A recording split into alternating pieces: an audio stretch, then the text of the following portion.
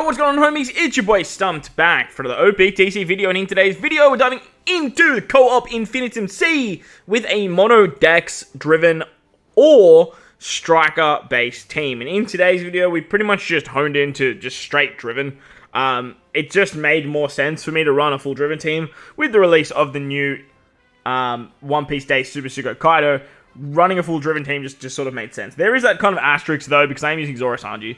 Zoro Sanji's kind of a cheat code. Like, the fact that they're Free Spirit Fighter, Driven, and Slasher means you can run them across the board. And whilst Zoro is still a driven unit, it actually procs the mission. So, it's a very cheeky little strat, bringing the best unit in the game on a team. Like, it makes sense. It makes sense. Unfortunately, we can't bring Nami Korean as well. It's like the other best unit for this particular content, but look, we'll take it. Having Zoro Sanji, it is enough.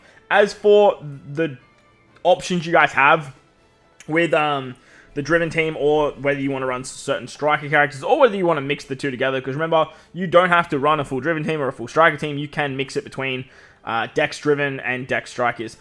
Yamato and Ace are definitely going to be like the best option for most people. Their captain ability bypasses blind and special blind, but Kaido, if you bring driven characters, bypasses paralysis and special reverse. So you have a lot of utility, whether or not whichever way you want to go. But look, Kaido, he's the new shiny legend. I kind of had to bring him, right? Like, it made the most sense to bring Kaido. As for the rest of the team, I decided to build it out. Obviously, with Zoro Sanji, using their switch ability every single turn allows us to get an attack boost, an orb buff. Their special can bypass defense up, threshold, give us a chain boost. Their special just does so much depending on what we need. So it can work out great, work out very, very nicely. The other units I brought were Moria, the 5+ Moria from the latest, what was it called? Kazuna, the co-op Kazuna. I believe it was the co-op Kazuna. Yeah, I believe it was co-op Kazuna. I decided to be Moria because he has end of turn damage, as well as having special bind removal. He does have special reverse as well, but most of the time you're just using him here for the special bind or for the end of turn damage. On top of that, he actually has 5-turn orb buff. Now, the orb buff, it's only 1.75. However, it's 5 turns. And when you're doing this type of content, it actually helps out quite a lot. So bringing him was really, really helpful. I believe we used him, like, his special here to get past Big Mom. That was really, really good. I kind of brought him for special bind. That was like the main reason. But just having him for that end of turn damage also helped me out quite a big deal. The next unit we have is Big Mom. Big Mom's pretty much just here for damage. Plus, Big Mom has the ability to run the Perispero support. Perispero, the strength one, can bypass defense and threshold. Early on in this content, you do get hit with a little bit of defense up, a little bit of threshold, and just having some sort of support that can bypass that is actually very, very handy. Make sure your co-op leader is a Dex-driven or a Dex striker character as well. For me, I went with Bardo Cavendish just because like they were the ones I had leveled up.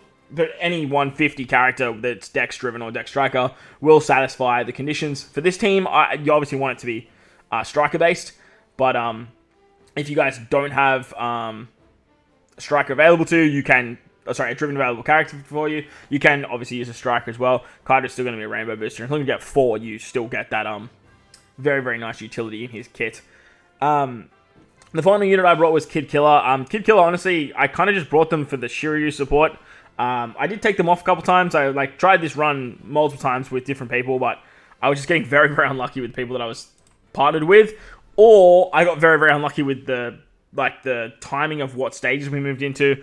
I did try this with, like, the Surefire team, but I just kept getting hit with, like, Attack Down, Hunger, all those really, really annoying abilities. And basically just made it impossible for me to do anything. So I had to rely on him for everything. And that just wasn't going to happen. So, unfortunately, couldn't get it done straight away.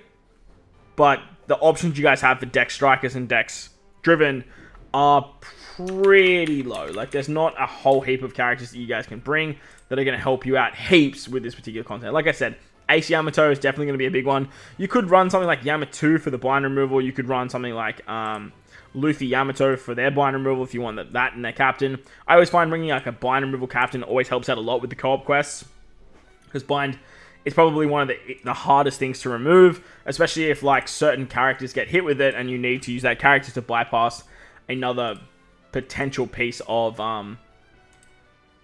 utility. So yeah, Kaido though, he's very, very good. Kaido's captain ability, bypassing paralysis, and special reverse is also very, very handy. Something that I actually totally spaced on with this run is Kid Killer. Kid Killer's bombs still hurt. So I had burn here, and I was like, that's fine. Kid Killer's giving me, like, matching orbs. I've got some good stuff here. I'm just going to use the orbs, and they kind of killed me. So then I had to tap with the burn, and with this, I only just had enough HP, but thanks to Moria, we could actually heal some back, and we made it to the final stage pretty nicely. Once again, we got very lucky with Robin. I feel like Robin is the easiest of the co-op options for this final stage. If you guys get Robin, she's pretty easy to take down. She doesn't really do too much. You kind of just have to get through, like, 10 turns of damage reduction, which is a lot. Don't get me wrong, like 10 turns of damage reduction is a lot of damage reduction, but when you compare that to like Luffy and his like 20 turn despair, or if you compare it to like the 400 revives that Brook has, and all of the very annoying shenaniganry that Usopp and Nami can hit you with, like, I feel like Robin, Jinbei, and Chopper are probably the 3 easiest and the ones you want to look out for when you guys are doing your team building, or just keep trying until you get them. Remember, the Dex and quick characters are going to be heavily or higher rate boosted in terms of enemies. Plus, as long as you bring a bunch of like free spirit strikers or driven characters, you're going to get a lot of cooldowns. Strength, Dex, and quick obviously get cooldowns as well. So you get those extras as well. But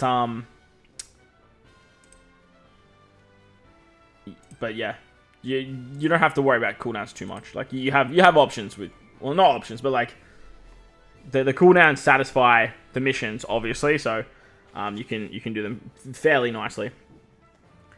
What is this guy doing? Co-ops are such an interesting game. Let me know what you guys think of co-op in the comment section below. Obviously, co-op is moving to 2 times a season rather than 3 times a season. Very, very interesting that they're actually moving on to that.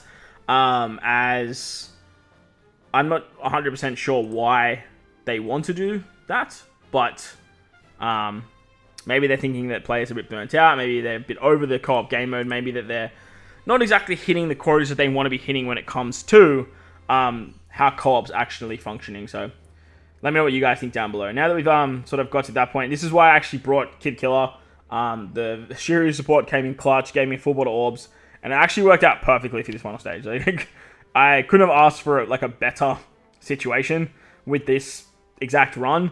Because Kaido just removes all the damage reduction on the final stage. Upside to having 6 driven characters as well. And then we just use Zoro Sanji to just give us a chain boost. We hit very, very hard in this final stage as well, which is awesome. I think Zoro or Sanji actually... No, they don't. They didn't change any of the typings, which is good. There you guys go. So that was the mono-driven team taking it on to clear Infinitum C with a mono Dex typing as well. Worked fairly nicely, but obviously, like, it's co-op. You need some RNG to go your way, or you need someone that knows what they're doing as a friend captain. But that's going to wrap up the video. Hopefully you guys enjoyed it. If you did, but like button, hit the subscribe button, do all that good stuff. Most importantly, wherever you guys are in this beautiful world, please remember to enjoy the rest of your day. As always, homies, thank you all for watching, and I will catch you all in the next one. So many drops this season.